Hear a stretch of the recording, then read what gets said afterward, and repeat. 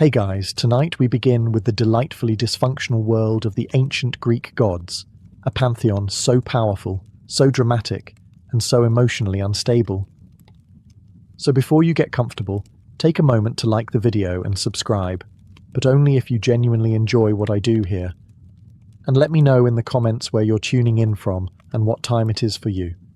It's always fascinating to see who's joining us from around the world. Now, dim the lights, maybe turn on a fan for that soft background hum, and let's ease into tonight's journey together. Let's begin with the big guy himself, Zeus, god of the sky, ruler of Olympus, and walking proof that absolute power absolutely fries your sense of boundaries. Zeus was the youngest son of Cronus and Rhea. His dad, like all great fathers, had a habit of swallowing his children whole to prevent them from overthrowing him. Romantic. Fortunately, Rhea saved baby Zeus by tricking Cronus with a rock in a blanket, which tells you a lot about how closely this guy paid attention. Once Zeus grew up, he led a divine rebellion against Cronus, sliced open his father's stomach, Freud would have a field day, and freed his siblings, Poseidon, Hades, Hera, Hestia, and Demeter. Boom. The original dysfunctional family was born. After the gods won the war against the Titans, Zeus became king. He ruled the heavens, controlled thunder and lightning, and was in charge of cosmic order, justice, and oaths. In theory, that is. In practice, Zeus spent most of his time transforming into various animals and seducing anything with a pulse. Swans, bulls, eagles, golden mist. The man had no chill and no consistent moral code. Imagine your country's Supreme Court justice turning into a goose to flirt with civilians. That's Zeus, but with more lightning. His love life was an open-source disaster. He married his sister Hera, which went about as well as you'd expect. He had dozens of affairs, with goddesses, nymphs, mortals, and probably one or two houseplants. The result? An overwhelming number of demigod children, many of whom had serious parental abandonment issues and accidentally founded entire mythologies. But despite all that, Zeus wasn't entirely chaotic. When he wasn't cheating or chucking lightning bolts at mortals who didn't offer proper sacrifices, he did act as the cosmic referee. He enforced oaths, upheld law, and occasionally punished people for being more arrogant than he was, which, frankly, took effort.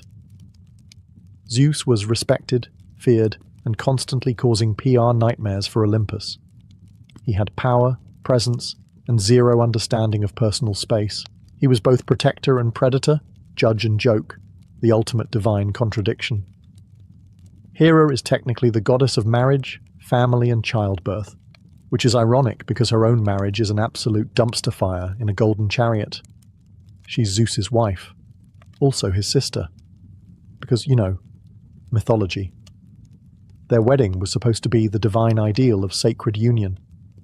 Instead, it turned into a centuries-long soap opera filled with infidelity, revenge, and a shocking number of people turned into animals, or trees, or stone. Hera is powerful, the undisputed queen of the gods, but her power mostly expresses itself in one very specific way: vengeance. Not on Zeus, of course. No, that would be too simple. Hera's fury is laser-focused on the women Zeus seduces, or let's be honest, outright kidnaps, and their unfortunate children. She once turned a woman into a cow, cursed another to only speak in echoes, and in one particularly cruel moment, tried to kill baby Hercules with a pair of serpents. That was literally his baby. Hers? No. His? Still nope. It's hard to blame her entirely. Imagine being the goddess of marriage while your husband is out here inventing new forms of animal-based flirtation. But still, her divine coping mechanisms often included eternal curses and elaborate punishments. Therapy wasn't a thing in ancient Greece, so revenge was the next best option. Yet despite all that, Hera wasn't just a celestial grudge holder. She also protected women in childbirth, upheld the sanctity of marriage, theoretically, and punished oaths broken by mortals. She had temples, priests, and a devoted cult following. Cities like Argos and Samos worshipped her as a major force of divine order. In short, Hera was the goddess you prayed to when your husband was faithful, and the one who probably sent a plague when he wasn't. She's a fascinating paradox, the embodiment of female dignity and power in a system that constantly humiliated her. Her story isn't just about jealousy. It's about a woman who was supposed to symbolize unity, while holding Olympus together with pure spite and decorative fury. Poseidon was the god of the sea, earthquakes, storms, and, for some reason, horses. Because nothing says ocean god like a herd of galloping stallions. But hey, mythology. He was one of the three main brothers. Zeus got the sky, Hades got the underworld, and Poseidon got everything wet, which suited him just fine. He ruled over the vast oceans, commanded sea creatures both beautiful and nightmarish, and wielded a massive trident, not just a pointy fork, but a three-pronged divine rage stick capable of leveling entire cities. Poseidon was revered and feared in equal measure. Sailors prayed to him for safe passage. Fishermen made offerings. City builders asked his permission before putting anything too close to the shoreline, lest it become beachfront property by accident. But let's be honest, Poseidon had issues. Big, crashing, tidal wave-sized emotional issues. He was the classic unpredictable uncle. Sometimes generous, sometimes devastating, always a bit salty. One moment he's creating islands. The next, he's flooding your crops because someone forgot to thank him during a sacrificial goat ceremony. He once struck the ground so hard with his trident that he caused an earthquake, just because he lost a city naming contest to Athena. Seriously. She gave Athens an olive tree. He offered a saltwater spring. The people chose olives. He chose vengeance. That's Poseidon in a nutshell. He also had a rather complicated love life. There were nymphs, mortals, even one incident involving Medusa, which ended with her getting snake hair and a monster label, and him walking away without consequences. Classic. Despite all that, Poseidon wasn't just a stormy brute. He was a protector of seafarers, a builder of cities, and, in his calmer moments, a god of prosperity and fertility. He was essential to ancient Greek life, especially for a culture so dependent on the sea. But like the ocean itself, he was always one storm away from reminding everyone who was really in charge. Hades is the god of the underworld, not hell exactly, but a vast, gloomy realm where all souls eventually clock out for eternity. Contrary to modern pop culture, Hades wasn't evil. He wasn't even particularly cruel. He was just incredibly tired of everyone. While Zeus got the sky and Poseidon got the seas, Hades drew the short straw and got stuck managing the ancient Greek version of customer service for the dead. For eternity, in darkness, surrounded by wailing, Hades ruled the underworld with a quiet, brooding authority. He wasn't flashy. He wasn't loud. He didn't throw lightning or crash weddings. He just showed up to work every day, managing the logistics of eternity and making sure souls didn't sneak out the back. The ultimate middle manager. His domain was called Hades too, because apparently naming a kingdom after yourself wasn't a red flag back then. It had sections for the heroic, Elysium, the average, Asphodel, and the truly awful, Tartarus, ancient Greece's version of a very long detention. And guess who had to oversee all of it? That's right, Hades, the goth workaholic of the gods. Now, about Persephone. Yes, he kidnapped her. Not great. Definitely problematic. But also, and Greek mythology is nothing if not inconsistent, they actually grew into a functional, weirdly stable marriage. She spent half the year with him, bringing life to the underworld, and the other half on Earth, causing spring. It's less romance, more mythological timeshare. Hades was also the original pet dad. His dog, Cerberus, had 3 heads, a temper, and 0 obedience training. But he kept souls in line. Mostly. Unlike his brothers, Hades didn't cheat, didn't rage, and didn't crave the spotlight. That's probably why ancient Greeks rarely built temples for him. They were terrified of attracting his attention. He was the quiet, grim uncle you didn't invite to the party, but still respected from a safe, polite distance. Athena is the goddess of wisdom, war strategy, handicrafts, and staying 10 steps ahead of everyone without breaking a sweat. She's basically the divine embodiment of logic in a world full of emotional wrecks with lightning bolts. Her birth alone is enough to give Freud nightmares. Zeus, after swallowing her pregnant mother Metis, because prophecy of course, developed a splitting headache. Instead of aspirin, he got a hammer to the skull, and out popped Athena, fully grown, fully armoured, and fully unimpressed with everyone. From day one, Athena made it clear she was not here for nonsense. Unlike her war-happy brother Ares, Athena viewed conflict like a chessboard, something to be analysed, controlled, and won with minimal shouting and maximum efficiency. If Ares was a chaotic bar fight, Athena was a war room with spreadsheets. She's also the goddess of crafts, which might seem out of place until you realise weaving in her hands was a battlefield.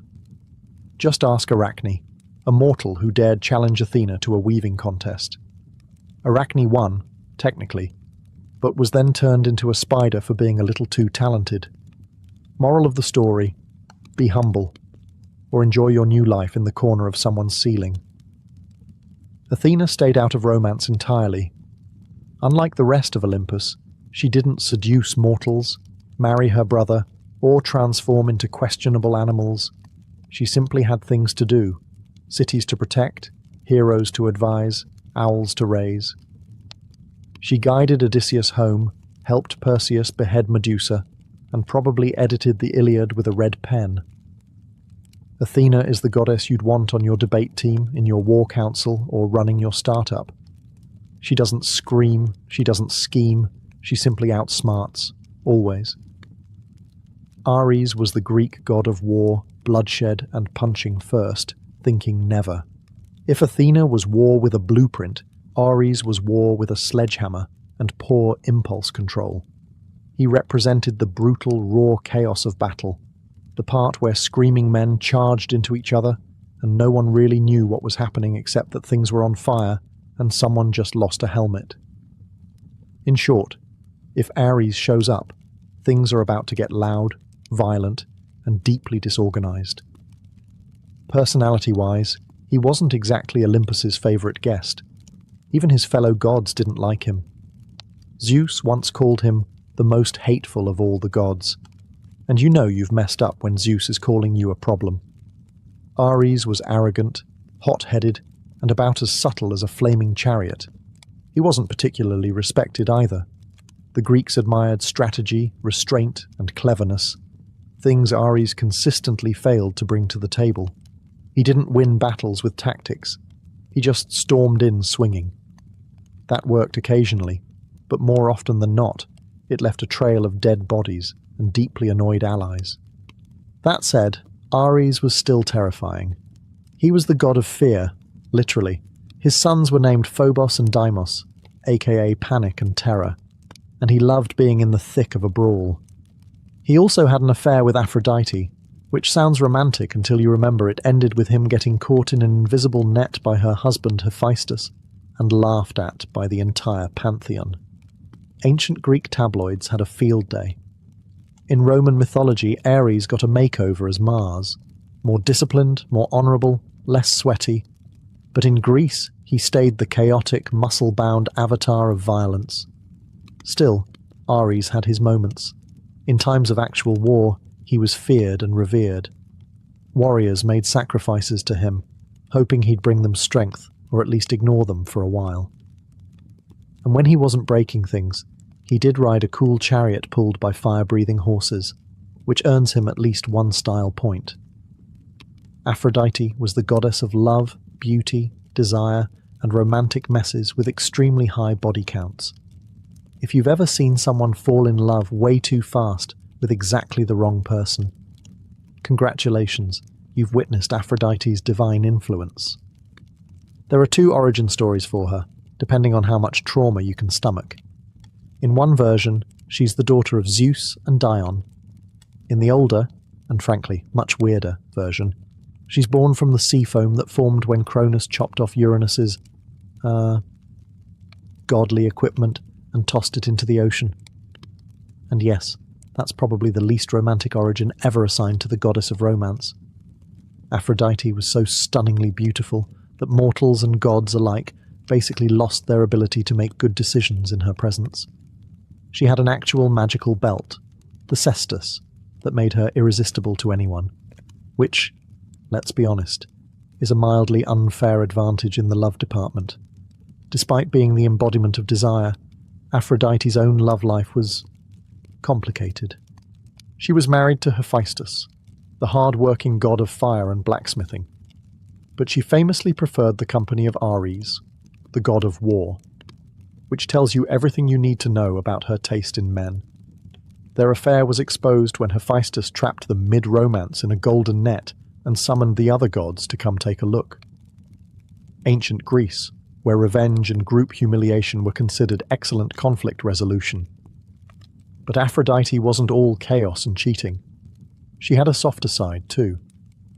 She helped young lovers, presided over weddings, and brought beauty to the world. She was the goddess people prayed to before confessing a crush or trying to charm their way out of something stupid. Still, she wasn't above starting wars. She's the one who offered Helen of Troy to Paris, sparking the Trojan War. Why? Because she wanted to win a divine beauty contest? Yes, really. An entire civilization burned because Aphrodite wanted a golden apple that said, "To the fairest." She's the patron goddess of desire, not stability. Beautiful, intoxicating, and absolutely not interested in your relationship boundaries. Hephaestus was the god of fire, metalworking, craftsmanship, and being the only Olympian who actually had a job. While the rest of the gods were busy starting wars, chasing mortals, or throwing lightning like confetti, Hephaestus was in the workshop, forging weapons, building palaces, and muttering under his breath. His origin story varies, but none of it is flattering. In one version, he's born deformed, and Hera, repulsed by his appearance, tosses him off Mount Olympus like unwanted luggage. In another, Zeus does the tossing after a family argument.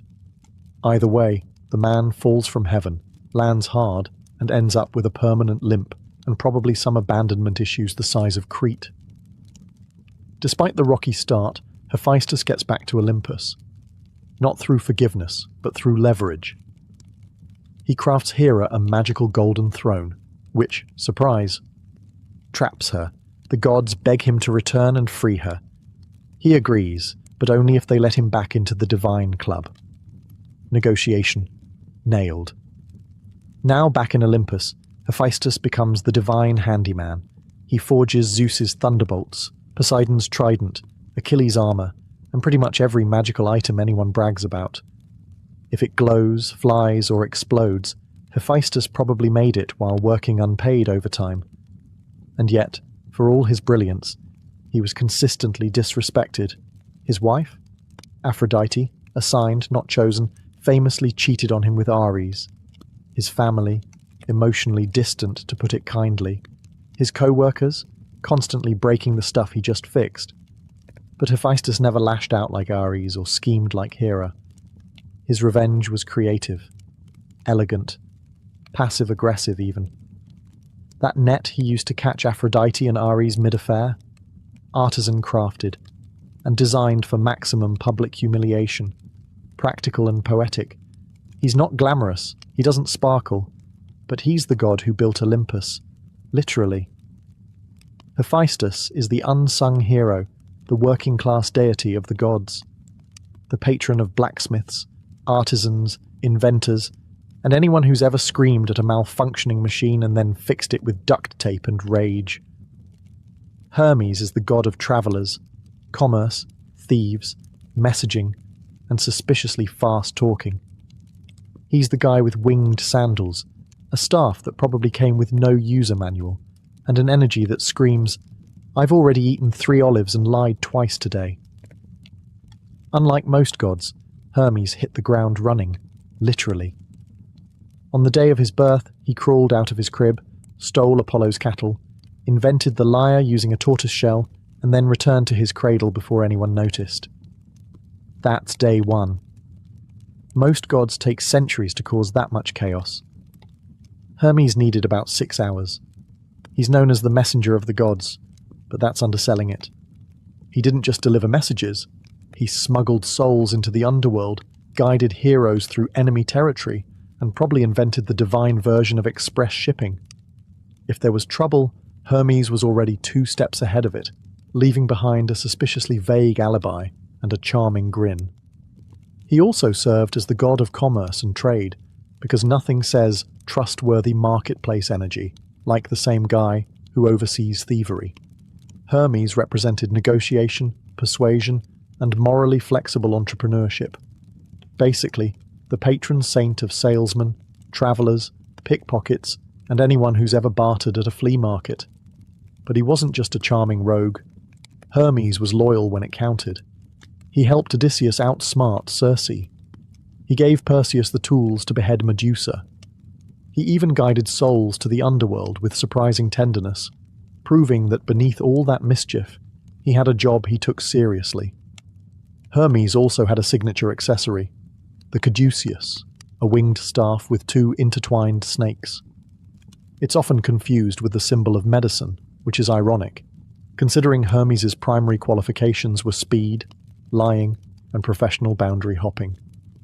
If Olympus had an IT department, Hermes would be the over-caffeinated tech guy who speaks in acronyms, solves your problems in 2 minutes, and then disappears to go optimize cloud functions, which may or may not involve stealing Zeus's wallet. He's clever, quick, unreliable, and deeply lovable. The god of getting things done, getting away with it, and not answering follow-up questions. Demeter is the goddess of the harvest, agriculture, grain, and giving life to the world, provided she's in the mood. When Demeter is happy, crops flourish, trees bear fruit, and the world blooms with abundance. When she's upset, well, say hello to winter, famine, and general withering disappointment. She's one of the quieter Olympians. Doesn't throw thunderbolts, doesn't start wars, doesn't turn people into animals. But don't mistake quiet for harmless. She can shut down the planet's food supply with one bad mood. Which, as it turns out, she did. Enter Persephone, her beloved daughter, the literal flower child of Olympus. One day, Persephone is out picking flowers, minding her own mythological business, when the earth opens up and Hades, god of the underworld and professional kidnapper, swoops in and abducts her. Classic Greek parenting crisis. Demeter, understandably, loses her divine mind. She searches the earth in grief, refusing to let anything grow until her daughter is returned. Crops fail, animals starve, mortals beg for mercy. Demeter's response? No Persephone, no produce. Eventually, Zeus intervenes, mostly because the humans are dying and no one's getting any sacrifices. A deal is struck. Persephone will spend part of the year with Hades, part with Demeter, and thus the seasons are born. Spring and summer, Demeter's happy. Fall and winter, she's pouting. So yes, one of the most important natural cycles in human existence comes from Demeter's seasonal mood swings. Global agriculture powered by maternal grief and emotional blackmail. Mythology at its finest. Demeter also had a strong sense of justice. She once taught humans how to grow wheat and build civilizations, then turned around and burned a royal baby because the parents interrupted her mid-ritual. It's a fine line between goddess of life and terrifying earth witch, but at her core, Demeter represents nurture, resilience, and the sacred bond between mother and child. She brings life from the ground and takes it away just as easily. Dionysus is the god of wine, revelry, fertility, theatre, madness, and those questionable decisions you make after your third glass of whatever he's pouring. He's the divine embodiment of YOLO, wrapped in ivy, slightly intoxicated, and possibly summoning a panther. Born under very dramatic circumstances, Dionysus started life as the child of Zeus and a mortal woman, Semele. When Hera found out, because of course she did, She tricked Semele into asking Zeus to reveal his true godly form. Spoiler, it vaporized her. Zeus, ever the problem solver, stitched the unborn Dionysus into his thigh and carried him to term. Yes, thigh pregnancy. Greek mythology, where nothing is weird enough to question. Dionysus grew up wandering the earth, spreading winemaking, chaotic joy, and mild existential dread. He was followed by a rowdy entourage of satyrs, maenads, and woodland party crashers, a travelling circus of ecstasy and potential property damage. His worship wasn't just about fun and grapes. Dionysian rituals involved letting go of your identity, your inhibitions, and sometimes your clothes. His festivals were wild, immersive, and often involved masks, theatre, and very questionable decisions under the stars. Think Burning Man, but with divine consequences. But Dionysus wasn't all fun and fermented joy. He had a temper, a very theatrical one. If you mocked him, refused his worship, or interrupted his vibe, things got weird. One king who banned his cult was driven mad and dismembered by his own people. Another was turned into a dolphin. He didn't do light punishment. He did statement punishments. Yet he was also deeply compassionate, especially to outcasts, misfits, and those outside polite society. He gave comfort to the broken, voice to the silenced, and occasionally transformed people into vines, which is probably symbolic of something. Dionysus is the paradox of divine liberation and chaos. He's joy and destruction, art and madness, the god who blesses you with creativity one moment and has you dancing barefoot in a vineyard the next, questioning your life choices. Artemis is the goddess of the hunt, wilderness, wild animals, and the moon. She's also the goddess of, no, I will not explain myself, and yes, that was a threat. Often depicted with a bow in one hand and zero tolerance in the other, Artemis is one of the few Olympians who didn't need thunderbolts or love potions. She had precision, discipline, and a pack of divine wolves. Twin sister to Apollo, Artemis arrived in this world in typical overachiever fashion. She helped deliver her own brother shortly after her own birth. From that moment forward, she was done with men. She swore off marriage, romance, and anything remotely resembling emotional vulnerability. Instead, she roamed forests, hunted stags, and surrounded herself with a loyal band of maiden followers who all shared her love for nature and disinterest in drama. Artemis is best known for her purity, not in a Victorian fainting couch way, but more in the touch me and I turn you into a deer way. Take Actaeon, for instance, a hunter who accidentally stumbled upon her bathing. Rather than calmly explain boundaries, she transformed him into a stag and let his own dogs tear him apart. Message received. She was fiercely protective, especially of women and children. While many Olympian gods treated mortals like chess pieces or dating apps, Artemis acted as a divine shield for the vulnerable. She punished those who disrespected sacred nature or harmed the innocent, and her vengeance was swift, poetic, and usually fatal. As a moon goddess, she represented calm, clarity, and mystery. She brought light to the night and guided travelers through darkness, metaphorically and literally. If Apollo was the sun's blinding brilliance, Artemis was the moon's cold, focused stare. Less warmth, more watchfulness. She wasn't flashy, but she didn't need to be. Artemis had presence. You didn't challenge her. You didn't flirt with her. You just hoped she wasn't aiming in your direction. In modern terms, Artemis is the original independent woman. Fierce, free, and entirely uninterested in what you think of her.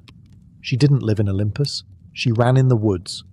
Apollo is the god of the sun, music, prophecy, healing, poetry, archery, and, honestly, at this point, just assume he put his name on every job opening on Mount Olympus. If the gods had LinkedIn, Apollo's profile would crash the site. Twin brother of Artemis, Apollo is the shiny, radiant poster child of Olympus. Golden hair, golden lyre, golden chariot. He's the reason we have daylight, according to Greek myth, as he literally drove the sun across the sky every day in a flaming chariot. No pressure if you're running late. But beneath all that brilliance lies a lot of feelings. Apollo is dramatic. He's emotional. He's the guy who sings ballads after a breakup and then curses the person who rejected him. Literally. Ask Daphne. She turned into a tree just to get away from him. Apollo mourned her loss, then turned her into a sacred symbol and wore her leaves as a crown. Because that's healthy. He's also the god of prophecy, which means he technically knows things will end badly, and still gets upset when they do. Classic overachiever energy. He established the Oracle of Delphi, where priestesses, fueled by divine madness, mumbled poetic riddles that somehow explained everyone's destiny. Very user-friendly. Apollo had a complicated relationship with love. He chased several mortals, was rejected by most, and reacted with varying degrees of poetic overkill. When a Spartan prince named Hyacinthus died during a discus game, possibly from Apollo's own poorly thrown disc, he was so distraught he turned the boy into a flower, which is sweet if you ignore the blunt force trauma part. Despite all this, Apollo was also a healer. His son Asclepius became the god of medicine, and Apollo himself could cure plagues, or cause them, depending on how offended he felt that day. In short, Apollo was brilliance wrapped in insecurity, power dressed in poetry, and charm with a short fuse. The kind of god who'd write you a love song and then shoot you with an arrow if you didn't clap. Hestia is the goddess of the hearth, home, and domestic peace, which is ancient Greek for the only Olympian who didn't cause weekly international incidents. She was the eldest child of Cronus and Rhea, and also the first to be swallowed whole by her charmingly paranoid father. Later, she was the last to be vomited back up when Zeus overthrew him, which means, technically, she's both the oldest and youngest Olympian. Yes, Greek mythology is a funhouse mirror of logic. Unlike her more chaotic siblings, Hestia chose peace.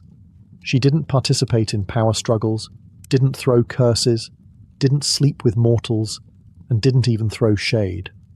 She was offered a throne on Olympus, shrugged politely, and gave it up to Dionysus.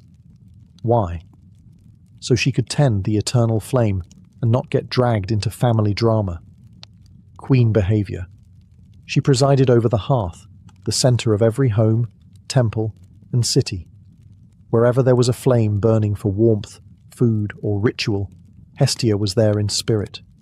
No temples in her name, no scandalous myths, just a quiet presence that made everything else work. The original background essential. She was also the goddess of hospitality. In a world where shelter and food meant survival, she represented the sacred duty of caring for guests. Invoking her meant your fire would stay lit, your bread wouldn't burn, and hopefully your relatives would leave on time. And unlike most Olympians, she didn't go around turning people into animals, inanimate objects, or ironic morality lessons. Hestia didn't need revenge. She had a well-swept floor and inner peace. Because of her, every meal began and ended with an offering. Every city had her flame burning in its heart, and every prayer circle probably had someone whispering, "Thank you for not being a handful." If the gods were a dysfunctional office, Zeus would be the CEO with boundary issues, Athena the overqualified strategist, Dionysus the HR violation, and Hestia would be the calm office manager, keeping the coffee warm and the lights on, while everyone else argued about whose temple caught fire. Hestia reminds us that there's power in stillness, value in simplicity, and sometimes the most essential figure is the one who doesn't demand attention, but holds everything together. Persephone is one of the most fascinating figures in Greek mythology, a goddess with a split personality written directly into the seasons. She's the bloom of spring and the chill of death, life and decay, flower crown and iron throne. She's the daughter of Demeter, goddess of the harvest, which already puts her in the realm of life and fertility. But then things took a turn, as they often do in Greek myth, when Hades, lord of the underworld, saw her picking flowers and decided, wife material. He abducted her, straight into the underworld. No discussion, no coffee first. Demeter, naturally, was devastated. She scoured the earth, and when no one told her where Persephone had gone, she shut down agriculture entirely. The result?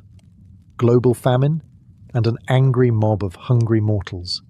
Eventually, Zeus intervened, not out of fatherly concern, but because no one was sacrificing anything while starving. A compromise was reached. Persephone could return if she hadn't eaten anything in the underworld, which of course she had. 6 pomegranate seeds. Just enough to legally bind her to a part-time gig in the land of the dead. Thus began her dual role, half the year on Earth with Demeter, ushering in spring and summer, the other half with Hades in the underworld, giving us fall and winter. The ancient Greeks invented seasonal depression with a myth, but here's where things get interesting. Over time, Persephone embraced her role as Queen of the Dead. She wasn't just a sad, kidnapped flower girl. She became a ruler, calm, firm, and quietly powerful. Mortals prayed to her for mercy, for safe passage, for understanding the balance between life and death. She represents transformation, not just seasonal, but emotional. The shift from innocence to strength, from being taken to taking control. Persephone is the goddess of duality. She walks through flowers and bones with equal grace. She's the reason flowers bloom, and the reason they wilt. Before Psyche was even old enough to understand the word goddess, she was being compared to one. By the time she reached womanhood, statues of Aphrodite were gathering dust, while mortals travelled miles just to glimpse the face of this mortal girl. Her beauty wasn't simply admired, it was worshipped. Entire crowds treated her as if she were Aphrodite, reincarnated in flesh and bone. People whispered that she must be divine, that no mortal woman could look like this by accident. But for Psyche, all the reverence felt hollow. She walked through cities and villages like a phantom, adored but untouched, celebrated but alone. No one dared to approach her with true affection. Men looked at her like a living painting, flawless, silent, untouchable. Even her family, though proud, grew uneasy. Her 2 sisters had married noble men, begun families, and lived the kind of grounded, warm lives that Psyche herself craved. But no suitor would dare to court a girl believed to be a rival of Aphrodite, and therein lay the danger. You see, the gods weren't fond of competition, especially Aphrodite. Watching her temples grow silent while mortals laid garlands at the feet of a mere girl made the goddess burn with divine rage. To her, Psyche wasn't a beautiful child. She was an insult carved into flesh. Yet Psyche knew none of this. She spent her days walking gardens alone, speaking to no one. She'd never felt a lover's touch or heard a whispered vow in the dark. Her beauty had become a curse, one that distanced her from the only thing she truly wanted, a soul that saw her, not just her face. She would stand by her window at dusk, watching the horizon fade and thinking perhaps this was her fate, to be loved by all but held by none. No priest, no oracle, no stranger ever offered an answer, until one day someone did. But it wasn't a man, it wasn't a priest, and it wasn't a mortal. It was a goddess. And she wasn't offering love, she was demanding revenge. On Mount Olympus, beauty was more than vanity. It was power. And no one wielded it like Aphrodite. She was the goddess of desire, of seduction, of divine charm. But lately, her temples echoed with emptiness. Her statues stood lonely beneath the sun. Why? Because mortals now knelt before a human girl, Psyche, as if she were the new goddess of love. To Aphrodite, this wasn't just offensive, it was treason. The goddess watched from her celestial perch, her envy twisting into hatred. She had destroyed kings for less. How dare a mortal girl steal her worshippers? How dare she exist as a living insult to divine beauty? And so, Aphrodite did what goddesses do. She summoned her son, Eros. Now, Eros wasn't just any deity. He was the god of love, yes, but not the soft, tender love mortals wrote poems about. No, Eros dealt in chaos. He sparked passion where there should be none. He made kings fall for swindlers, queens for slaves, enemies for each other. His arrows didn't ask for permission. They shattered logic, loyalty, and sometimes entire empires. Aphrodite's command was simple.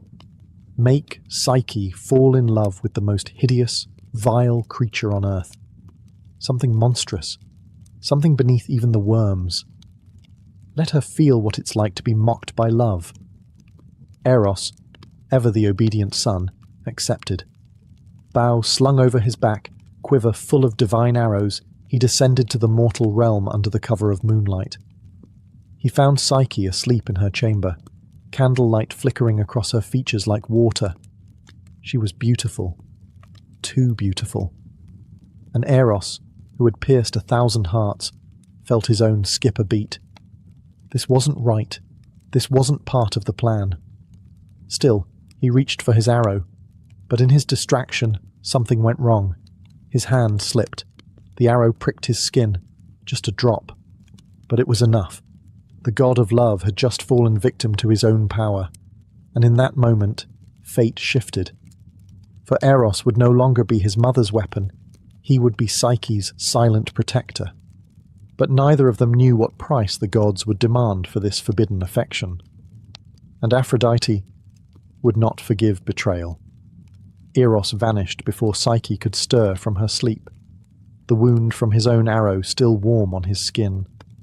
He had pierced countless hearts, but never once had he fallen prey to his own game. Now, with every beat of his heart, he felt a longing he didn't understand, a need to protect her, to cherish her, to hide her from the cruel eyes of Olympus. But protection came with sacrifice. He couldn't tell her the truth. If Aphrodite discovered he had disobeyed her, worse, that he had fallen in love, there would be no mercy. Not for him. Not for Psyche. So Eros made a quiet vow. He would love her from the shadows. Meanwhile, Psyche's life grew stranger by the day. No suitors came. Her beauty, once a spectacle, now seemed cursed. Whispers of divine punishment swirled through the kingdom. Her father, desperate and afraid, consulted the oracle of Apollo, and the words returned were cruel. She shall not wed a mortal man. Instead, she will marry a monster, a beast feared even by the gods. Send her to the mountaintop, dressed as a bride. There her fate awaits. Her family wept, her sisters gasped, but Psyche stood still, silent, as if the wind had carved her into stone. A monster? This was her destiny? Not love, not choice, but sacrifice? Still she agreed. Not out of courage, but out of resignation. She had been adored like a goddess, yet never touched by love. Perhaps this cruel, monstrous fate was simply balance. Eros watched from above, his heart twisting with guilt. He had meant to protect her, but now the gods had spun a web he couldn't untangle. If he intervened openly, his mother would know, but if he did nothing, Psyche would be lost. So he devised a plan. He would take her to a secret place, a hidden palace known only to him, cloaked in illusion and silence. He would love her, not as a god, but as a shadow. He would never show his face, never speak his name, and above all, he would never tell her the truth. Because if she knew who he was, who she was truly with, everything would shatter. Even the god of love was afraid of heartbreak. The wind was soft but strong as it carried Psyche away from the mountain peak. She had expected cold rock and gnashing teeth. She had braced for a monster's roar. But instead, silence. Gentle, surreal silence. When she opened her eyes, she was no longer on the mountain. She stood in a meadow of glowing flowers, more radiant than any garden she had ever known. A path of polished stone wound through the field, leading to something impossible. A palace, grander than anything human hands could build. Its pillars shimmered like moonlight on water, Its halls whispered her name without sound. Psyche stepped through the threshold, expecting fear, but finding peace. Servants she couldn't see guided her hands, washed her feet, placed robes upon her shoulders. Food appeared, warm and fragrant, though no one set the table. At night, a voice, deep, tender and kind, spoke from the shadows. "Do not be afraid. You are safe. This is your home." It was him, her unseen husband, the one the oracle had promised. But there was no snarling beast, no monstrous form, just a voice. And strangely, it didn't frighten her. He never revealed himself, not even in darkness. Each night, he joined her in the quiet velvet of the bedchamber. He touched her face like a dream. He whispered laughter in her ear. And each morning, he was gone before the sun rose. She was falling. Fast. Love without sight. Intimacy without form. Each word he spoke made her ache for more, but the one thing he always begged was this: "Never try to see me." She asked once, gently, "Why?" The voice tensed. "If you see me, I must leave you, forever." And so she obeyed. But the mystery grew heavier with each passing day. How could such a kind, thoughtful man be the monster the oracle warned of? Why must love hide its face? And why, when she whispered her name, did he never whisper his? Psyche told herself it didn't matter, that she didn't need to know. But the human heart is a curious thing, and the seeds of doubt, once planted, never stay buried for long, especially when family comes to visit, and especially when sisters come bearing poison disguised as love. It had been weeks, perhaps months. Time moved strangely in the invisible palace. Psyche knew peace, laughter, luxury, and love.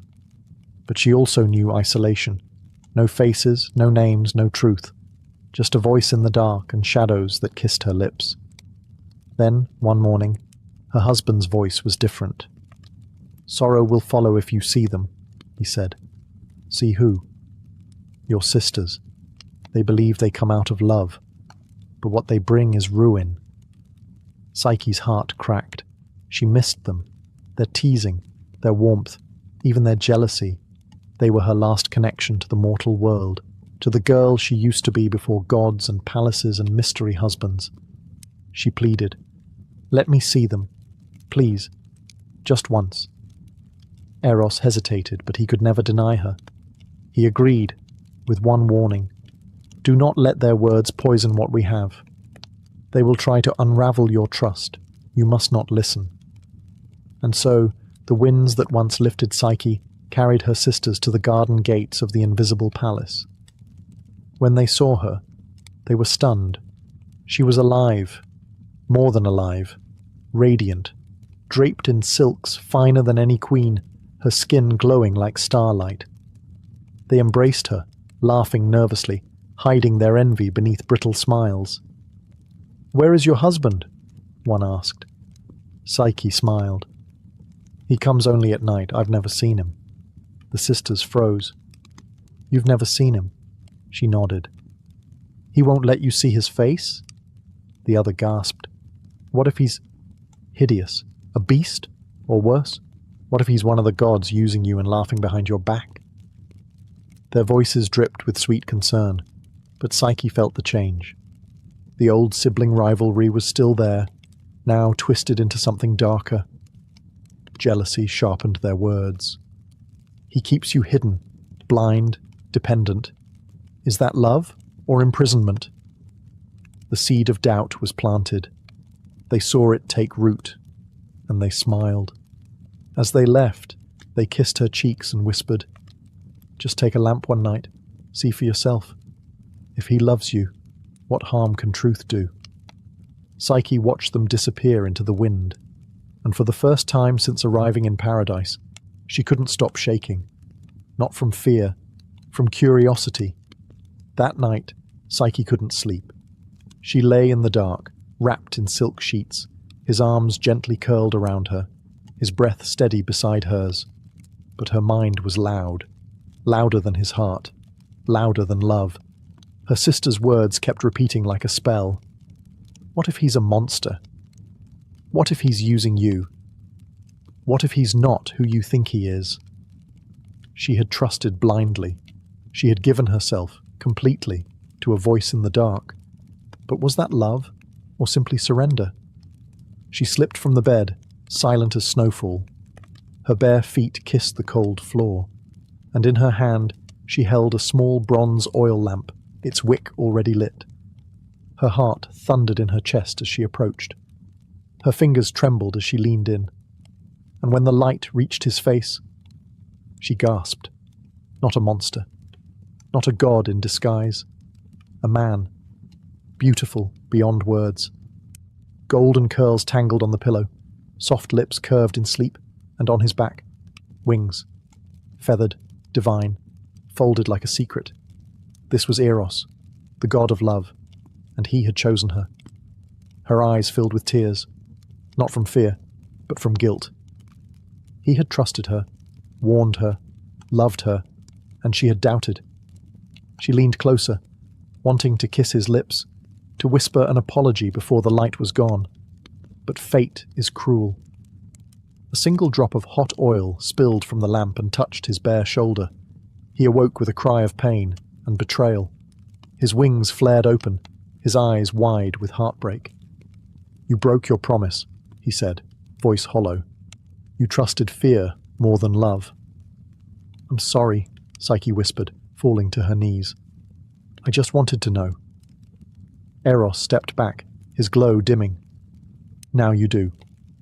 And with that, he vanished into the darkness. The palace crumbled behind him. The invisible world they'd shared unraveled like smoke. Psyche was left alone on a barren hillside, the lamp still warm in her hand and her heart. Shattered, she had seen the god of love, and lost him. Not to fate, but to doubt.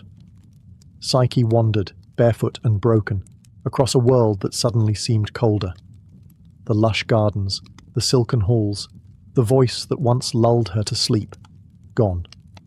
The sky offered no answer. The earth gave no comfort. Only her regret remained. Each step was heavy with sorrow. She called out to Eros in forests, in fields, in rivers, even in dreams, but there was no reply. The god of love had vanished, not from Olympus, but from her life. In desperation, Psyche returned to her father's home. But the palace that once cherished her now whispered with rumors. Her sisters, triumphant in her misery, claimed she had married a demon and lost everything. No one believed her tale of love and gods and winged husbands. So she left again. This time not out of exile, but purpose. She would find Eros, no matter how far she had to go, no matter what wrath she might face, even if it meant entering Olympus itself. But mortals don't simply walk into the heavens, so she sought the only one who might guide her path, the one who had started it all. Aphrodite. Yes, Psyche was afraid. The goddess had reason to hate her, but if Eros still loved her, if there was even a sliver of hope, then Psyche would face even the wrath of Olympus to earn redemption. She found Aphrodite not in a golden temple, but in a private garden surrounded by mirrors. The goddess looked into her own reflection, as if searching for flaws that didn't exist. When Psyche approached, Aphrodite didn't turn. "I warned you once," the goddess said coldly, "and still, you touched what was mine." Psyche knelt. "I love him." Aphrodite laughed. "You love him? You mean the son you betrayed? The god you doubted?" "I was foolish," Psyche admitted, "but I will do anything to earn back his trust." Aphrodite turned, her eyes sharp as blades. "Anything?" Psyche nodded. The goddess smiled, but it was not kind. "Then you will suffer. You will be tested. And perhaps, at the end of your agony, you'll be worthy of my son." Thus began a trial not of strength, but of devotion, and Psyche would have to face it alone. Aphrodite didn't waste time. Her beauty was legendary, but her cruelty, when provoked, was equally divine. If Psyche wanted even a chance to see Eros again, she would have to prove her worth through a series of impossible trials. The first task was deceptively simple. Aphrodite led her to a vast storage chamber, where mountains of seeds spilled across the floor: barley, millet, lentils, poppy, wheat, and beans, all mixed together into an indistinguishable chaos. "By nightfall," Aphrodite said with a yawn, "separate them, every grain, every seed, into its proper pile. If you fail, you'll never see my son again." Then she left, humming to herself. Psyche stared at the impossible task. Even 1,000 hands wouldn't be enough to sort such a mess in a day. She knelt anyway and began, picking seed after seed, her fingers shaking. Minutes passed like hours. Her eyes blurred. She wasn't even a fraction of the way through. But the gods are always watching, and so are their creatures. Unseen by Psyche, a line of ants had been watching her toil. Not just any ants. These were sacred to Demeter, goddess of the harvest. Perhaps they pitied the girl. Perhaps they were moved by love. In a sudden flurry of motion, hundreds of tiny legs raced across the floor. The ants formed living rivers, dividing the seeds with shocking precision. In minutes, the chaos became order. Barley to one side, lentils to another, millet in neat pyramids. It was like watching nature itself rewrite the laws of time. When Aphrodite returned at dusk, she was met not with failure, but perfection. She narrowed her eyes. "You had help," she snapped. Psyche bowed her head. "I only did what I could." Aphrodite's lips twitched with something between anger and amusement. She hadn't expected the mortal girl to complete the task, much less with grace. But no matter. There were still many more trials to go. Harder ones. Deadlier ones. "This was only the beginning," the goddess warned. "If you want to see Eros again, you'll need more than luck." And yet Psyche, exhausted, sore, but standing, nodded. "I'll do whatever it takes." Because love, true love, was worth more than divine comfort or mortal pride. And Psyche's war had only just begun. Psyche barely had time to rest before Aphrodite handed her the second task, this one even crueler in its design. "See that river down there?" the goddess asked, pointing to a winding stream glinting beneath the afternoon sun. "It runs beside a meadow where wild rams graze. Their wool is made of gold. Bring me a tuft of it, just a handful, but do try not to die." She smirked and vanished, leaving Psyche to face what she knew was more than a simple chore. These were no gentle creatures.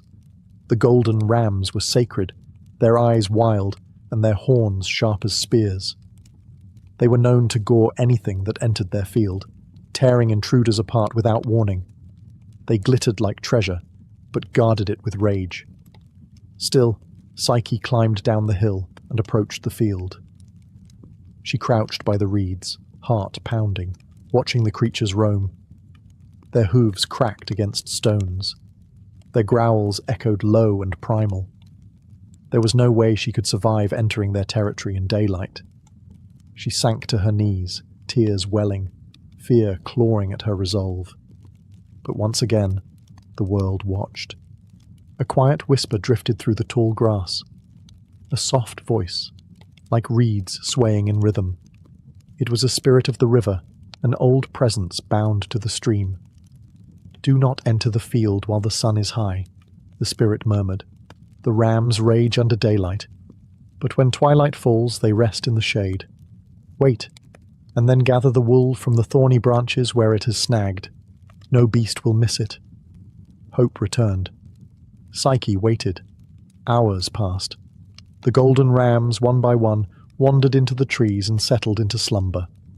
As darkness fell, she crept forward, quiet, careful, and found tufts of golden fleece tangled in brambles and bark. By moonlight, she gathered the wool and returned to Aphrodite, who narrowed her eyes at the shimmering handful in Psyche's palm. "You live again," the goddess muttered. "Curious." But Psyche said nothing. No pride, no gloating, just silent strength, because love had taught her something even the gods had forgotten. Courage grows quiet, but it endures.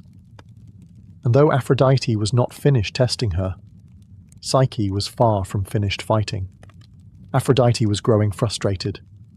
Psyche had survived tasks meant to crush her, using nothing but determination and a strange, unshakable luck.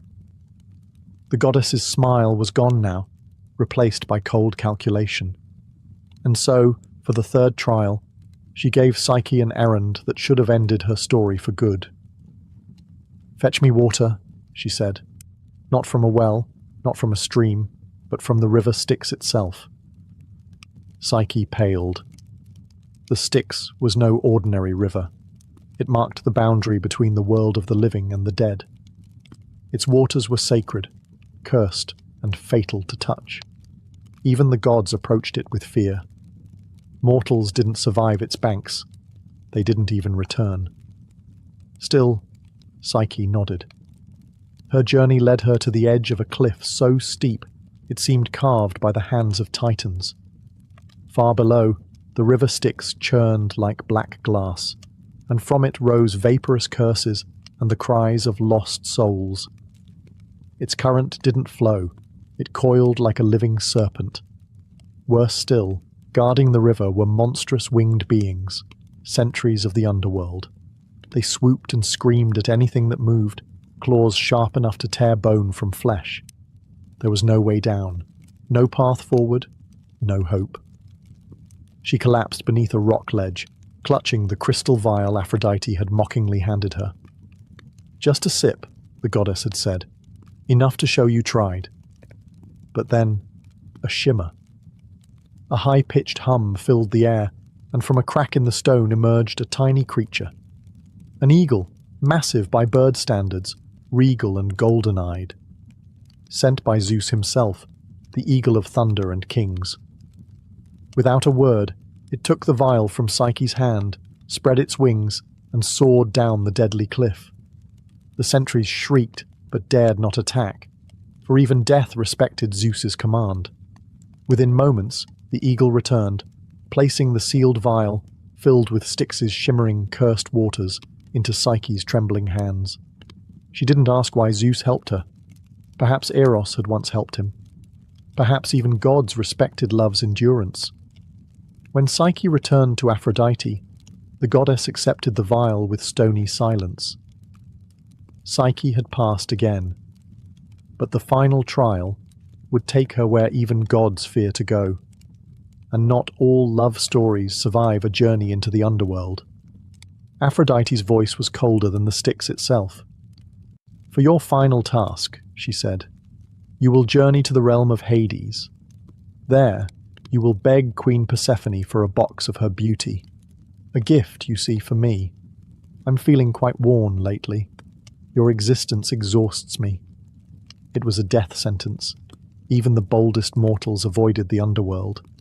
The living did not enter Hades' realm and return, but Psyche no longer hesitated. If the path to Eros lay through darkness, then darkness would not stop her.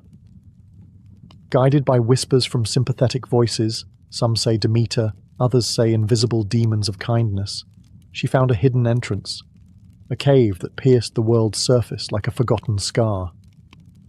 She brought with her 2 coins for Charon, the ferryman, and barley cakes for Cerberus, the 3-headed hound. Every step deeper drained the warmth from her bones. The air was thick, not with smoke, but silence. The souls she passed drifted like memories, thin, hollow, and unreachable. At the river Acheron, Charon accepted her payment and rowed her through still waters stained with forgotten grief. When Cerberus appeared, snarling at the threshold of Persephone's palace, she fed him the cakes. He quieted, licking his blood-stained jaws. Inside, Persephone sat serene on her obsidian throne, eyes like polished garnets. "You come for beauty," the queen said, not unkindly. "But at what cost?" "I do not want it for myself," Psyche replied. "I must deliver it to Aphrodite." Persephone nodded. Perhaps she too understood the madness of love. She handed Psyche a small sealed box, plain, unmarked, and yet unbearably heavy. "Do not open it," the queen warned. "It is not meant for your eyes." Psyche thanked her and turned to leave. The journey back was quiet, but heavier now, with temptation. The box pulsed in her hands. Surely just a peek couldn't hurt. She told herself no, over and over. But doubt, like before, crept in. What if this beauty made her worthy of Eros again? What if this was the final key? The surface was near. Her heart raced, her fingers twitched, and as light returned to her face for the first time in days, she opened the box, and darkness consumed her. The moment Psyche opened the box, expecting light and beauty, a cold mist spilled from it like a breath from the grave. It wasn't beauty, it wasn't divine radiance. It was sleep, not ordinary sleep, but the deathless slumber of the underworld, crafted by Persephone to preserve her power, not to beautify Aphrodite. Psyche didn't scream. She didn't collapse. She simply dropped. Her body fell softly onto the grass at the edge of the mortal world, the sealed box beside her, her limbs frozen, her breath silenced. She wasn't dead, but neither was she alive. Caught in an eternal pause, her heart stilled by her own curiosity. And that might have been the end of Psyche. But love has a way of surviving even death. Far away, in Olympus, Eros had not forgotten her. His wounds had healed, but his heart had not. He had kept away at his mother's command, tormented by visions of Psyche toiling through impossible trials. And when he heard she had entered the underworld, he knew. She had done it for him, defying Aphrodite, braving death, all for love. That was no mortal girl. That was a queen. Eros defied his mother, bursting from Olympus in a blaze of wings and gold. He raced through the skies, the clouds splitting at his heels, until he found her, motionless, silent, lying like a marble statue kissed by the dusk. He fell to his knees beside her, and he wept. Not tears of sorrow, but of rage, of regret, of love too big for words. He lifted the box gently and sealed it shut. Then, without hesitation, he leaned down and kissed her lips. Not a magical kiss, not a spell, just a kiss, a promise, a memory, a plea, and her eyes fluttered open. Psyche gasped, the sleep lifting like fog. Her hands reached for him before she could even speak. "Eros," she breathed. "You came back," he whispered. "I never stopped loving you." He held her tighter than ever before. And in that moment, all the gods who had watched, some amused, some angered, finally understood. Even the god of love had met his match. Their reunion shook Olympus. Eros, the god of love, had defied his mother. Psyche, a mortal, had defied death.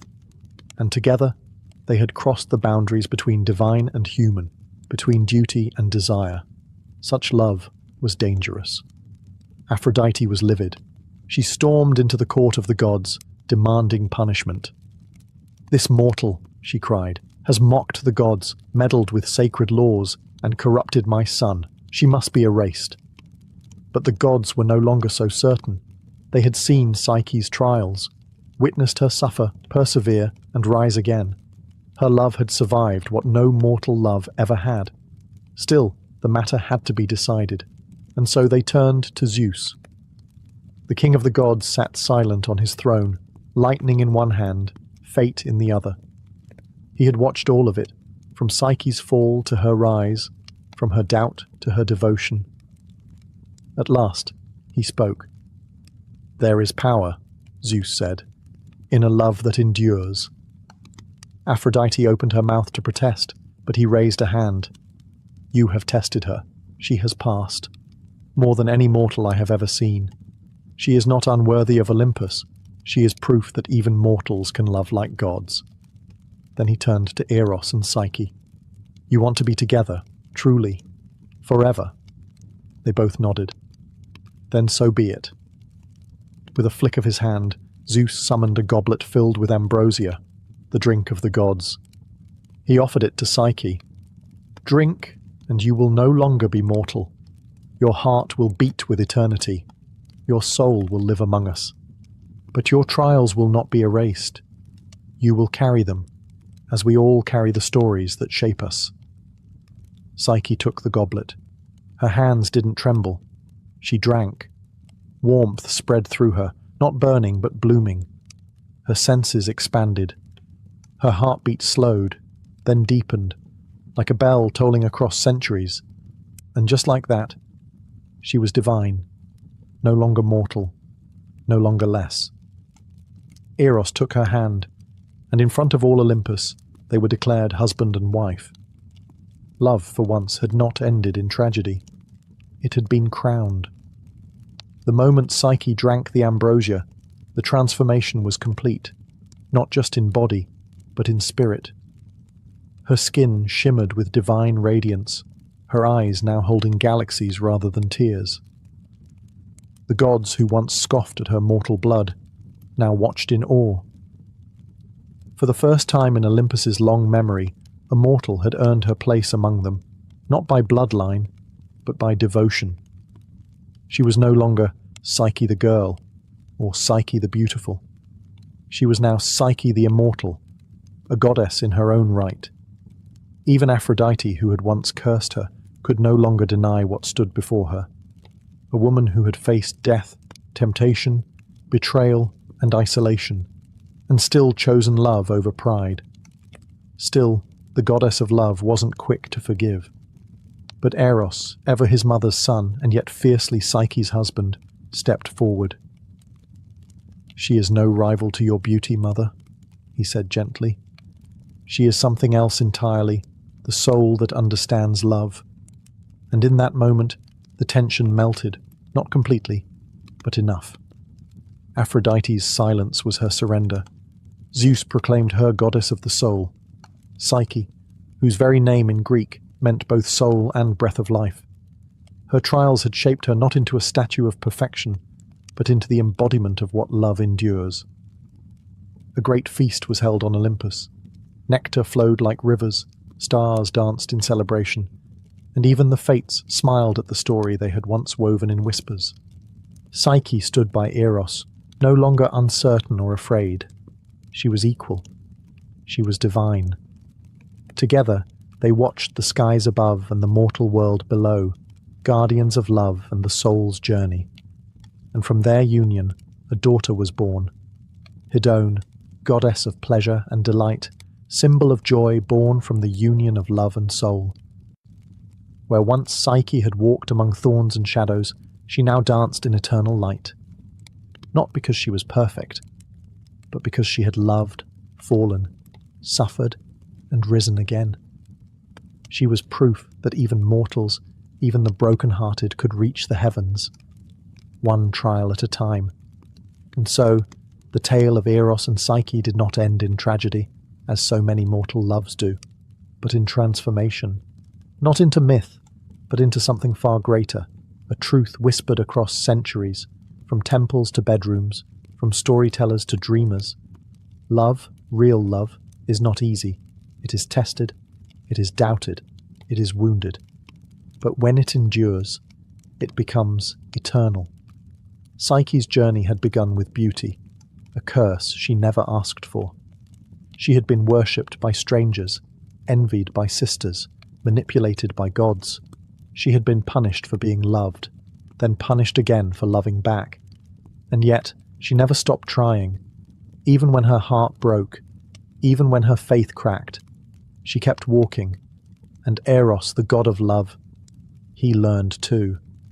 That love is not a weapon, not a game, not a secret in the shadows. It is light, yes, but only if it is faced. Together they taught even Olympus a lesson it had long forgotten. Love does not belong solely to the gods. It belongs to anyone willing to fight for it. In temples across Greece, lovers would offer prayers not just to Aphrodite, but to Psyche. They would whisper her name before marriages, births, and even funerals. Because she wasn't just a goddess, she was a reminder that the soul can survive despair, that love, when it falls, can rise again, and that no matter how deep the underworld, no matter how sharp the trial, the heart knows the way back. Today, long after temples have crumbled and empires have fallen, the story still lives. In the word psyche, meaning soul. In the word psychology, the study of that soul. And in every tale where love is tested and triumphs, Eros and Psyche live on, not as marble statues, but as echoes within all of us. Every time we choose trust over fear, forgiveness over pride, and love over silence, we walk their path. And perhaps, like them, we become a little more divine. Long before she was feared, before statues froze mid-scream and serpents whispered across marble floors, Medusa was a mortal girl, beautiful beyond compare. Her beauty was not loud or proud. It simply existed, uninvited, like sunlight slipping through stone. Her hair shimmered like strands of midnight silk.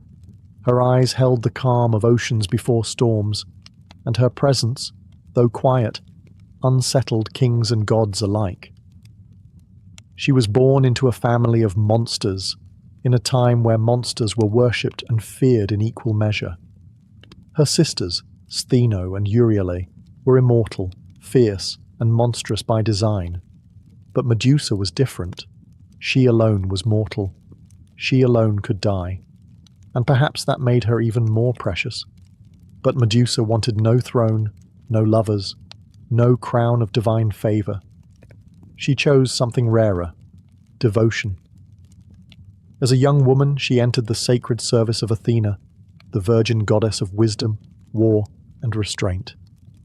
In the echoing marble temple built high on cliffs above the sea, Medusa swept the floors, lit the incense, and whispered prayers long before dawn. She took the vows of chastity, purity, and silence, not because she was forced to, but because she believed. She admired Athena, not just as a goddess, but as an ideal, strong, untouchable, above the chaos of mortal hearts. In time, even the people began to whisper that Medusa was a living statue of Athena herself. Worshippers would sneak glances at her while pretending to pray. Her face became a symbol, her voice rarely heard, her life bound in sacred duty. But beauty, even in a temple, is not safe. Word of Medusa's grace spread beyond the temple walls, past the cities, through forests, into the realm of gods, and with it came danger. For in Olympus, desire often wore a divine face, and the line between admiration and possession was razor thin. One god in particular took notice, not a god of wisdom, not a god of restraint, but a god of seas, storms, and appetites. And while Medusa kept her vows, fate had already begun to twist. Because in the realm of gods, even purity can be punished. And soon, Medusa's sanctuary would become her prison. Far beneath the crashing waves and coral palaces of the deep, Poseidon ruled the seas with pride, fury, and a hunger that was never fully satisfied. He had tamed monsters, birthed storms, and claimed goddesses, but his eyes now turned to something far less divine. A mortal, Medusa. Her beauty had reached even the ears of Olympus, but it was her stillness, her discipline, her untouchable grace that obsessed him. She belonged to no man, no god, no mortal king. She had chosen a life of devotion, one that placed her far from desire, and perhaps that was what tempted Poseidon most. The more she prayed, the more he watched. And one evening, when the tide was high and the temple was empty, Poseidon rose from the sea. He did not knock. Gods rarely ask permission. He entered Athena's sacred temple as water pooled beneath his feet, a trail of seawater soaking the marble floor. Medusa, alone and unsuspecting, turned, only to find the sea god looming in the shadows, his trident left behind, but his hunger very much present. She called out to Athena, but her cries echoed unanswered. She ran, but temples, built for worship, were not made for escape. And there, beneath the cold stone gaze of Athena's statue, Poseidon defiled what was sacred. It was not a seduction. It was a violation. When it was over, Poseidon vanished, leaving nothing but salt and silence behind. Medusa, broken, curled beneath her goddess's image, waiting for justice, for comfort, for anything divine. But gods are not always just. When Athena returned to her temple and saw the desecration, her fury was absolute, but not at Poseidon, at Medusa. Whether out of pride, denial, or divine law, Athena blamed her priestess for allowing the temple to be defiled. Whether she saw Medusa as complicit or simply inconvenient didn't matter. The purity of her sanctuary had been broken, and so the goddess of wisdom passed judgment, not on the god who had violated, but on the mortal who had been violated. Because even in myth, power protects itself. And Medusa, once a symbol of sacred beauty, would now be transformed into a warning no one could ignore. The temple floor was still stained with seawater when Athena returned. The incense had long burned out. The silence was heavy. And at its center, Medusa knelt in shame, her head bowed beneath the unblinking gaze of her goddess. But Athena's eyes were not filled with pity. They burned with fury. For her temple, her sanctuary of reason, discipline, and virgin purity, had been defiled. And though Poseidon had violated sacred ground, it was Medusa who bore the blame. To Athena, there could be no forgiveness. Gods never apologized, and temples never forgot. The punishment had to be symbolic, eternal. She stepped down from her statue's pedestal and stood over Medusa, who trembled, confused, awaiting mercy from the very goddess she had worshipped for years. But mercy was not given. Instead, Athena's voice echoed like thunder between marble walls. "You have brought shame into my house. Let the world see what becomes of beauty that invites destruction." With a single gesture, she reached down and touched Medusa's forehead. The transformation was immediate. Golden hair turned to writhing serpents, their hissing a cruel mimicry of whispered prayers. Her skin lost its warmth. Her gaze became a weapon. Her eyes, once soft with sorrow, now held a terrible power. Anyone who looked into them would turn to stone. Not enemies, not invaders. Anyone. It was not a punishment of protection. It was isolation. A curse disguised as defense. Medusa cried out, her voice no longer human. Her tears, once salt water, now dried before falling. Her breath became still. Her reflection shattered mirrors.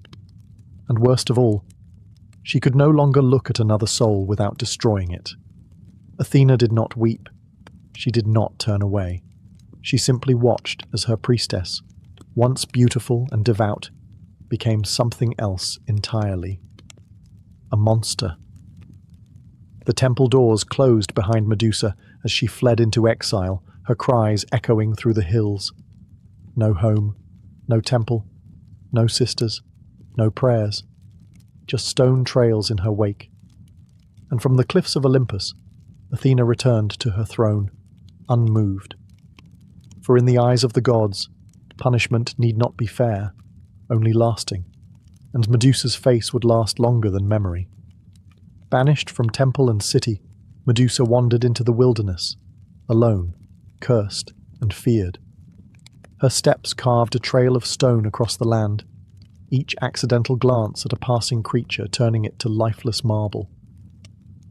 Birds mid-flight, deer in the brush, even insects that dared meet her gaze, frozen forever in silence.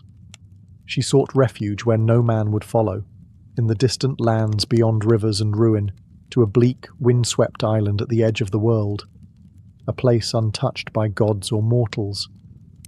There she built no shelter. What use was a roof when the stars offered no comfort? What use were walls when her enemies had once been her protectors? The cave she entered was already half filled with statues, long-forgotten warriors, beasts, or perhaps even fellow wanderers who met her eyes for a moment too long. And so began her second life, not as a priestess, but as a pariah. Medusa no longer wept.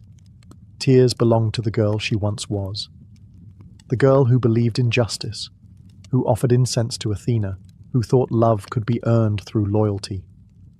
That girl had died on the temple floor. In her place stood something else. Not a monster, but a woman shaped by betrayal. Her serpents whispered to her in dreams, not in words, but in instincts. Warnings of intruders, echoes of approaching footsteps. Her hair had become her guardians, her eyes, her curse, her soul, a flickering memory.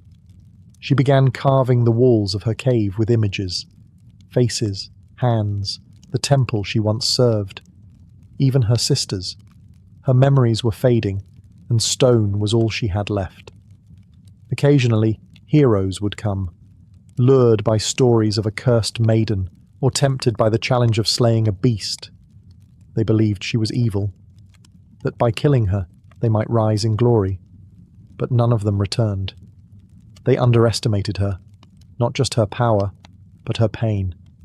And yet, with each death, Medusa felt less like a victim, and more like the very monster the world imagined. Her humanity had not died, but it was fading. And the gods? They had already looked away.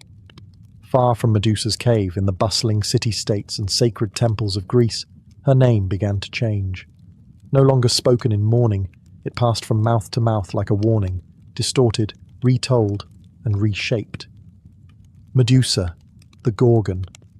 Medusa, the cursed temptress. Medusa, whose gaze turns men to stone. Her past as a devoted priestess, a mortal girl who served the gods, was buried beneath myth. In its place rose a monster's tale, a creature with serpent hair, whose eyes held the wrath of the underworld.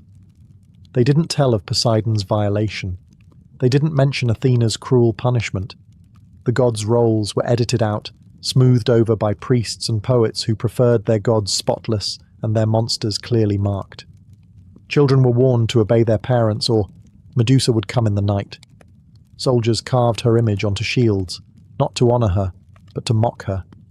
Her face became a symbol of fear, a cautionary tale.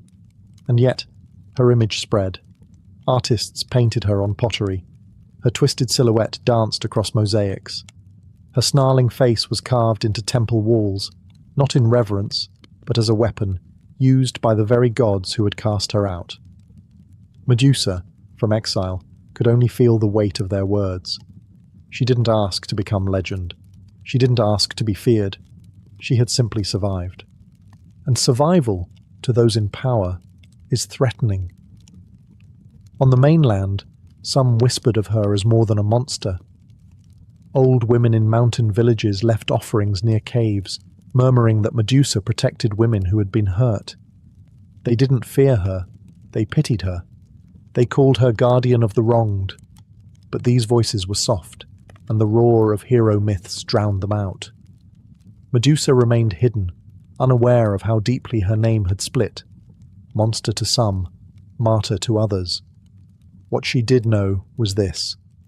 No matter how far she hid, they would keep coming.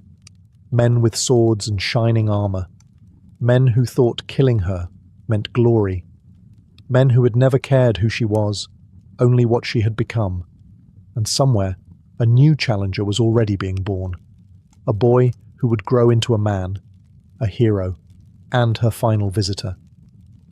While Medusa lived in exile, her legend spreading like wildfire, a boy named Perseus was born to a different kind of silence, a prison of prophecy. His mother, Danae, had been locked away in a bronze tower by her father, King Acrisius, desperate to stop a prophecy that her son would one day cause his death. But the gods don't respect mortal locks. Zeus came to Danae not with love, but as golden rain, slipping past walls and warnings. From that divine encounter, Perseus was born. When the king discovered the child, he dared not kill a son of Zeus directly. So he cast mother and infant into the sea, sealed in a wooden chest, a quiet execution wrapped in cowardice. But the sea, ruled by Poseidon, carried them not to death, but to refuge. They washed ashore on the island of Seriphos, where a fisherman took them in. Danae raised Perseus in hiding, teaching him strength, humility, and the silence of survival. She never spoke Zeus's name. She never told her son what kind of god had sired him. Years passed. Perseus grew into a sharp-eyed young man, clever, strong, but untested. And then came the king of Seriphos, Polydectes. He wanted Danae for himself. Perseus stood in the way. The king, feigning kindness, invited Perseus to a feast. Each guest was to bring a gift. Perseus, poor and proud, brought nothing. Polydectes sneered. "Then bring me the head of Medusa." Laughter followed. It was meant to humiliate him. But Perseus, stung by pride and unaware of the truth behind the name, accepted. The gods watched with interest. Athena, perhaps still nursing guilt over what she'd done to Medusa, saw an opportunity. She would aid this boy, not for justice, but for balance. She and Hermes came to Perseus in dreams, whispering guidance. They gave him tools, winged sandals to fly, a polished shield like a mirror, an adamantine sword, and the helm of Hades to vanish from sight. But no gift came without purpose. Perseus had been chosen not just to kill a monster, but to complete a myth. One that began not with him, but with a girl, alone in a temple, praying to gods who never listened. Perseus set off with divine tools at his side, and the weight of a king's challenge on his shoulders. But finding Medusa was not as simple as crossing land or sea. Her location had been buried by time, hidden even from the gods who had cursed her. To find her, Perseus needed answers that no mortal could give. He sought out the Grey, 3 ancient sisters who shared a single eye and a single tooth between them. They were older than gods, draped in shadow and spite, living in the void between light and nightmare. They knew where Medusa slept, for they were her kin. Perseus didn't beg. He didn't plead. He waited until one of the sisters passed the eye to another, and snatched it from their hands. "Tell me," he demanded, holding their only vision hostage, "or remain blind forever." They hissed, but they spoke. They told him of a distant island, beyond mortal maps, past crags that tore ships to splinters, where stone statues littered the shores like fallen soldiers. An island where no birds sang and no stars dared linger. The lair of Medusa. And so Perseus flew, sandals slicing through clouds, heart pounding. Not with fear, but anticipation. He saw himself returning to Seriphos with a head in his hands, triumphant, Danae proud, Polydectes humbled. He did not yet question the story he'd been told. That Medusa was a monster. That she deserved to die. The gods had prepared him, but they had not warned him. They had not said that her cave was lined with the remains of men who called themselves heroes. They had not said that her eyes were not cruel, only cursed. And they had not said that her face, beneath the serpents behind the myth, still carried the shape of a woman once full of faith. As he flew across the sea, the winds howled louder, as if trying to speak. But Perseus heard only silence, a silence the gods knew well, because when you create a monster, the last thing you want is for someone to hear her speak. When Perseus landed on the shores of the island, the world seemed to hold its breath. No breeze, no bird song, only statues, hundreds of them, scattered like fallen warriors across the cliffs and crags. Their faces were twisted in terror, mouths frozen mid-scream, eyes wide with the last thing they ever saw. Her. He stepped over stone limbs and shattered shields, his sword sheathed, his mirrored shield held tight. Athena had warned him, never look at her directly, use reflection, be swift, be silent.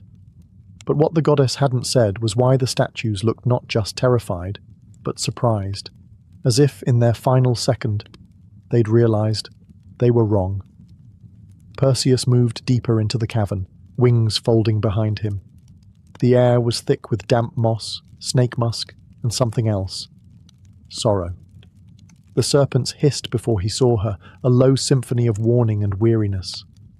Then she appeared, not charging, not roaring, not even aware. Medusa slept, coiled on a bed of stone, arms curled around herself like a child. Her face, in the mirrored shield, was peaceful, fragile. A strange beauty lingered, though her features were half hidden beneath the tangle of venomous serpents that rested for now in slumber. She did not look like a monster. She looked like someone who had been left behind. Perseus hesitated. This was not the roaring beast sung about in legends, not the terror painted on urns and shields. She was just a woman, cursed, asleep, and utterly alone. But the gods had given him a task. He remembered his mother. He remembered the mocking voice of Polydectes. He remembered glory. And so he raised the sword, his eyes fixed on the mirrored shield. He took one step closer. A snake lifted its head. Medusa stirred. Her eyes fluttered, still closed. She did not scream. She did not fight. She barely breathed. And in that moment, Perseus struck.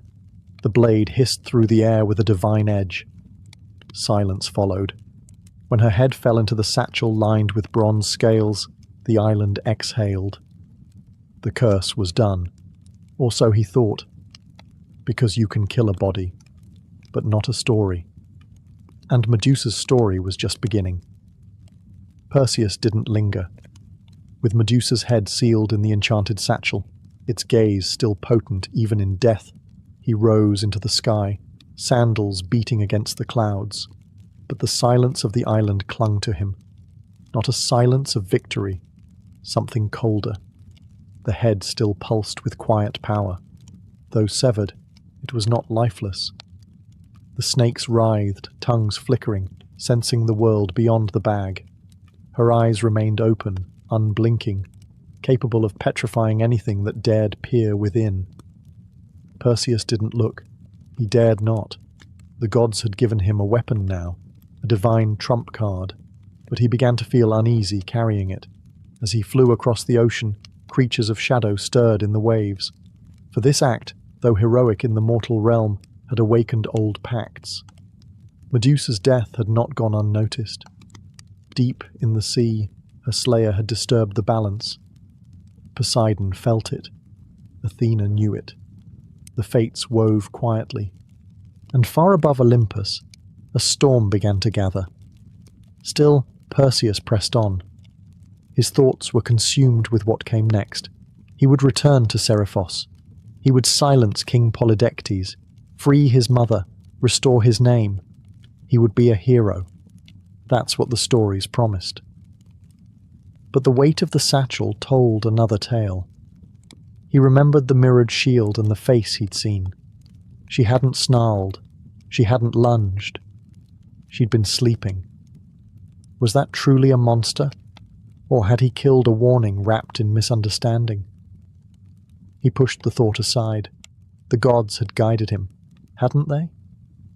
But as the wind howled louder, Perseus noticed something odd.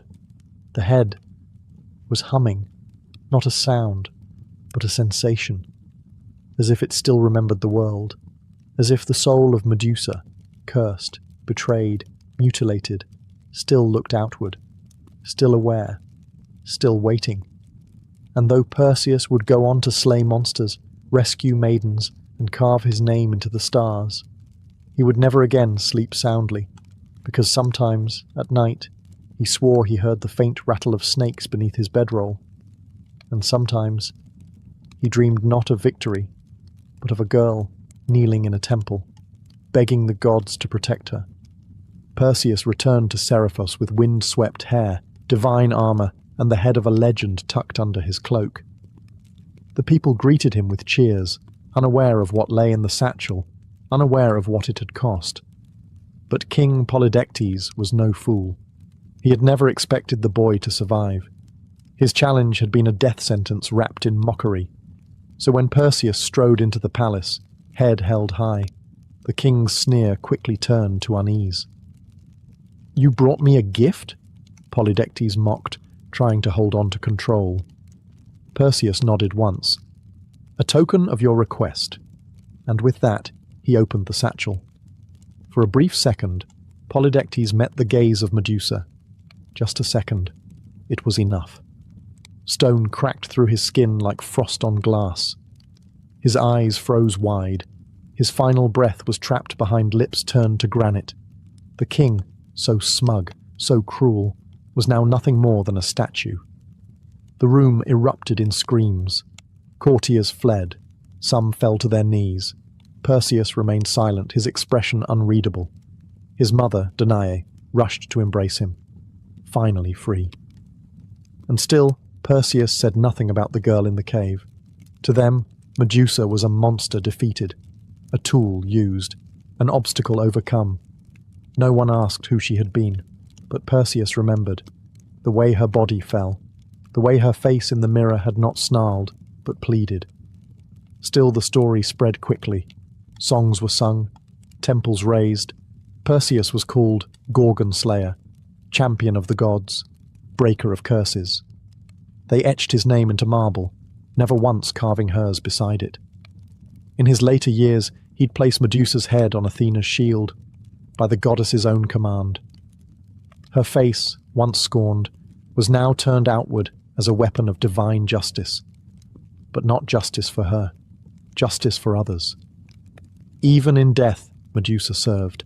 Even in silence, her power remained. And Perseus, the golden hero, walked beneath that shield for years to come, every victory won with the face of the woman he had slain. He was loved. She was feared. And neither could change the roles the gods had written for them. After Perseus's triumph, Athena summoned him to Olympus, not just to praise him, but to claim what had always belonged to her. Not the sword, nor the sandals, nor the helm of Hades. She wanted the head of Medusa. Perseus obeyed, offering the satchel without question. And with practiced grace, Athena took the severed head of her former priestess and affixed it to her shield, her aegis, turning it into a weapon of legend. The Gorgon's face, once radiant, once innocent, now snarled in frozen rage from the bronze curve of the goddess's arm. Wherever Athena marched, war followed. Enemies turned to stone at the sight of it. Cities fell. Statues of the aegis spread across temples and coinage. Her shield became both warning and banner. But no one ever asked why Medusa had been cursed in the first place. Athena, the goddess of wisdom, carried the face of a woman she had once punished. Not as a reminder, not out of guilt, but as a symbol of divine power, of what happens when mortals overstep. Yet some whispered differently. Some said Athena was not reclaiming a weapon, but granting Medusa immortality. That by placing her on the aegis, she ensured Medusa would never be forgotten. That the girl who had once cried in her temple was now etched into eternity, where even the gods had to carry the consequences of their actions. But the truth, as always with gods, was layered in paradox.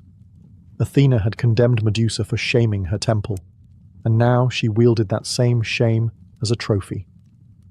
The transformation was complete. Medusa had been a priestess, then a victim, then a monster, now a weapon, an icon.